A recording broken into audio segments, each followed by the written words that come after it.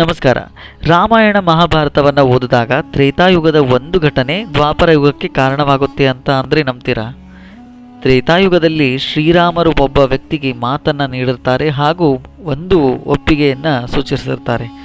ಆದರೆ ಮುಂದೆ ದ್ವಾಪರ ಯುಗದಲ್ಲಿ ಕೃಷ್ಣನಾಗಿ ಅವತಾರ ಶ್ರೀರಾಮರು ಪಡೆದಾಗ ಕೃಷ್ಣನ ಅಂತ್ಯಕ್ಕೆ ಆ ಒಂದು ಮಾತು, ಆ ಒಂದು ಘಟನೆ, ಆ ವ್ಯಕ್ತಿನೇ ಕಾರಣ ಆಗ್ತಾನೆ ಅನ್ನೋದು ಊಹೆಗೂ ನಿಲುಕದ ಪ್ರಶ್ನೆ.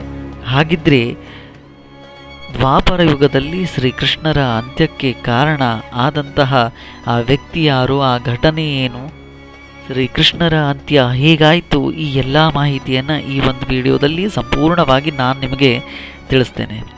ಪೂರ್ತಿ ವಿಡಿಯೋಗಾಗಿ ನನ್ನ ಚಾನಲನ್ನು ನೀವು ಸಬ್ಸ್ಕ್ರೈಬ್ ಮಾಡಿ. ಈ ವಿಡಿಯೋ ಇಷ್ಟ ಆದಲ್ಲಿ ಶೇರ್ ಮಾಡಿ, ಲೈಕ್ ಮಾಡಿ ಹಾಗೂ ಸಬ್ಸ್ಕ್ರೈಬನ್ನು ಮಾಡಿ. ಧನ್ಯವಾದಗಳು.